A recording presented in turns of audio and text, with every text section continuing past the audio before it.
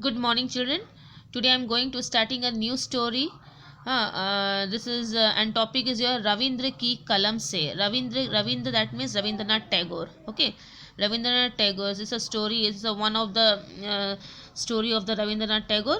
So we will see. Okay, Ravindra ki kalam se. कलम that means pen में रविंद्रनाथ टैगोर ने अपना जो लाइफ का एक जो इंसिडेंस है one incidence he has sharing here. Okay, so see the story क्या है. हमारा घर बहुत बड़ा था. तो narrator is your Rabindranath Tagore. Okay, तो हमारा घर बहुत बड़ा था. तो रविंद्रनाथ टैगोर जी बोल रहे हैं कि उनका जो घर था, उनका जो हाउस था, इट वॉज वेरी बिग.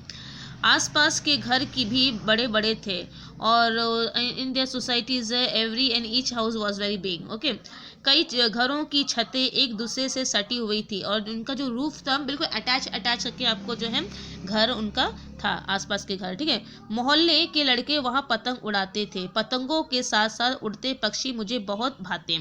तो रविंद्रनाथ जी बोल रहे हैं कि जो मोहल्ले के लोग जो जो इस एरिया के जो लोग थे, बच्चे थे, वो क्या करते थे, उस एक घर का छत जो है जो दूसरे घर के छत से जुड़ा हुआ था, तो काफ़ी बड़ा स्पेस मिल जाता था. तो बच्चे जो है वहीं पर जाके जो है पतंग उड़ाते थे. और पतंग के साथ साथ तो उड़ते पक्षी भी जब आकाश में दिखते थे तो वो रविंद्र जी को बहुत ही अच्छे लगते थे. ऐसा लगता था मानो पक्षी हमारी पतंगों के साथ मुकाबला कर रहे हों कि कौन ऊंचा उड़ेगा. तो रविंद्रनाथ टैगोर बोल रहे हैं कि जब भी मैं पक्षियों को पतंग के साथ में जब मैं पतंग उड़ाता था और पतंग को जब मैं आकाश में देखता था और वहाँ पर पक्षियों को भी देखता था आकाश में उड़ते हुए, तब मुझे ऐसा फील होता था कि जो बर्ड्स है वो क्या कर रहे, कंपटीशन कर रहे पतंग के साथ कि सबसे ऊपर सबसे ऊंचा जो है कौन उड़ेगा, कौन उड़ेगा. ठीक है, उन दिनों लोगों को घरों में पक्षी पालने का शौक था. तो बताया जाता है कि बहुत सारे लोग जो अपने घर में पक्षी भी पालते थे. बहुत सारे लोग रखते हैं ना, अपने घर में रखते हैं, पेट बना के रखते हैं.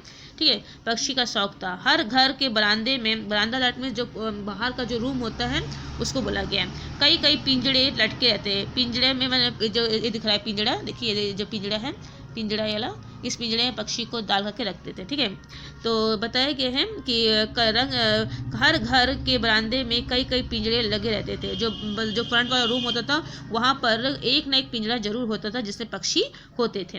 रंग बिरंगी चिड़िया बंद पिंजड़ों में चीखती चिल्लाती पंख फड़फड़ाती रहती थी. तो रविंद्रनाथ टैगोर जी बोल रहे थे कि वो जो पिंजड़ा है और उस पिंजड़े में जो चिड़िया रहती थी वो बेचारी चिल्लाती थी, दे शाउटिंग, हाँ वो लोग चलाती थी, बिलकती थी और फड़फड़ाती थी, क्योंकि वो भी आज़ाद होना चाहती थी. वो पिंजड़े में बंद होकर रहना नहीं चाहती थी. यदि हमें भी कहीं किसी रूम में बंद कर दिया जाएगा तो हम रह पाएंगे? नहीं रह पाएंगे. सब लोग चाहते हैं कि वो आज़ाद हो. ठीक है, उनकी आवाज़ों से मेरा मन दुखी हो जाता था और जब रविंद्रनाथ जी जब उनकी आवाज़ों को सुनते थे तो उनको बहुत दुख लगता था. मुझे खुले नीले आकाश में उड़ते पक्षी अच्छे लगते हैं. तो रविंद्रनाथ जी बोल रहे हैं कि उनको हमेशा जो है आकाश में उड़ते हुए पक्षी ही अच्छे लगते हैं, पिंजड़े में बंद पक्षी उन्हें अच्छे नहीं लगते हैं. ठीक है, मेरी मझली भाभी को भी चिड़िया पालने का शौक हुआ.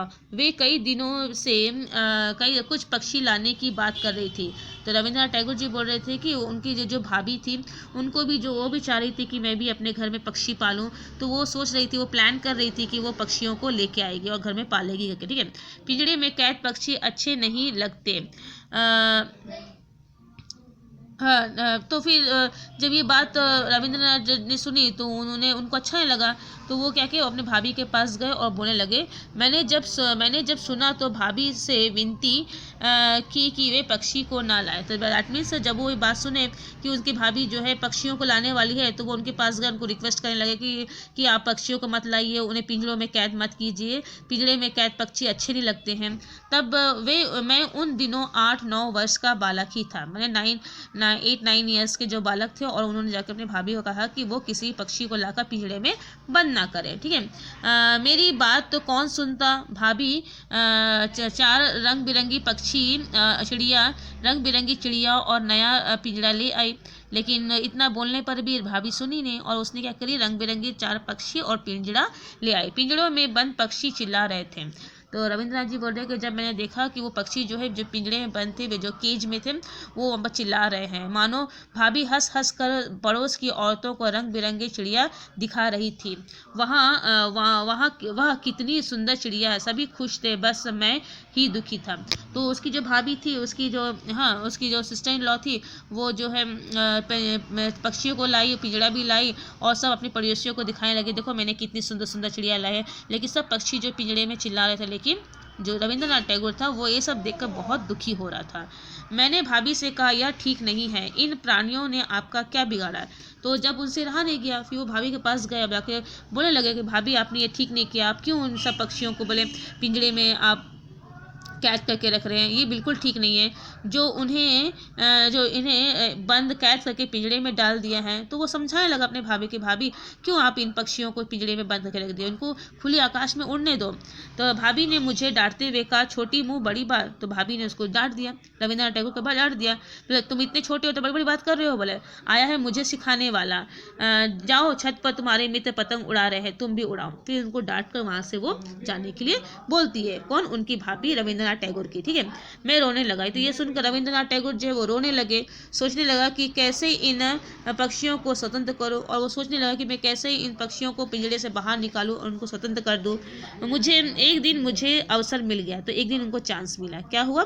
भाभी अपनी सखियों के साथ नाटक देखने गई थी। मैं उसकी भाभी जो है कहीं पर अपने फ्रेंड्स के लोग के साथ में जो सिनेमा देखने गई, एक ड्रामा जो हो रहा था वहाँ गई थी। तब उसने क्या किया, रविंद्रनाथ टैगोर ने क्या, मैं उनके कमरे से होकर बरामदे में गया, पिंजरे का दरवाज़ा खोला। हाँ, जो पक्षी सहम गए, मैंने उन्हें पकड़ा और बरामदे से बाहर उड़ा दिया। तो जैसे ही उसने देखा कि भाभी अपने कमरे में नहीं है और अपनी सहेलियों के साथ में पिक्चर दिखने गई है, तब रविंद्रनाथ टैगोर जो है उसके कमरे से होते हुए बरामदे में आए, उसने पिंजरा खोला, पक्षियों को वहाँ से निकाला और उन्हें उड़ा दिया। ठीक है, भाभी जब घर आई तो पिंजरा खाली देखकर मुझ पर बहुत क्रोध किया। खुद तो क्रोध किया ही परिवार के अन्य लोगों से भी शिकायत की। तो जैसे ही भाभी वहाँ पर आई तो उसने क्या की, उसने जब देखा कि इसका पिंजरा मैंने खुला हुआ है, पक्षी नहीं है, तो वो आकर उनको पता चल गया कि ये सब काम रविंद्र ने ही किया होगा। तो रविंद्रनाथ टैगोर के पास आई, उसने खूब डांटा और घर के लोगों से भी शिकायत की कि किस तरह से उसने उसकी पक्षियों को उड़ा दिया। ठीक है, तो सबको मेरा यह काम अनुचित लगा। बाकी सब लोग भी नाराज हो गए, क्यों तुमने ऐसा किया। सब उसे डांटने लगे। मैं चुपचाप सुनता रहा, क्योंकि मुझे पक्षियों को आज़ाद कर बहुत खुशी मिल रही थी। तो रविंद्रनाथ जी बोल रहे कि जितने भी लोग मुझे डांट रहे थे, मैं कुछ नहीं बोला, मैं चुपचाप सुनता रहा, क्योंकि मैं अंदर अंदर बहुत खुश था कि मैंने उन सभी पक्षियों को उस पिंजरे से आज़ाद कर दिया है। ठीक है, काश मैं उन पक्षियों को भी स्वतंत्र कर पाता जो पड़ोस के बरामदे में लटके पिंजरे में बंद थे, और वो ये भी सोच रहे थे कि मैं तो अपने घर के पक्षियों को आज़ाद कर दिया, लेकिन जो मेरे जो नेबर्स में जो पिंजरे में बंद पक्षी, यदि मैं उनको भी आज़ाद कर पाता तो ये काफ़ी अच्छा होता। तो ऐसे थे रविंद्रनाथ टैगोर, जो हमेशा दूसरों को मदद करना, दूसरों को स्वतंत्र रहना, या दूसरों को अपने विचारों को व्यक्त करने में आज़ादी देना, इस तरह की चीज़ें जो है हमें उनके अंदर देखने को मिलती है। तो ये था आपका रविंद्रनाथ टैगोर जी की स्टोरी, जिसको उन्होंने लिखा है, और बहुत ही अच्छी स्टोरी थी। इससे हमें यही शिक्षा मिलती है, यही मॉरल मिलता है कि जो पक्षी है वो नेचर का ही एक पार्ट है, इसलिए हमें उन्हें पिंजरों में बंद ना करके उन्हें खुले आकाश में ही उड़ने देना चाहिए। अगर मान लो अगर हम लोग को भी कोई यदि बंद करके रख दिया जाएगा तो हमें अच्छा लगेगा? कभी अच्छा नहीं लगेगा। हर लोग चाहते हैं कि वो फ्रीडम से अपना जीवन जिए। ठीक है ना? तो ये था आपका रविंद्रनाथ की कलम से। आई होप कि आपका स्टोरी अच्छा लगा होगा, समझ भी आया होगा। And if you are facing any problem, first you go through the chapter, go through the story, you just listen my video and see the video. If any problem you are facing, you can inform me. Thank you.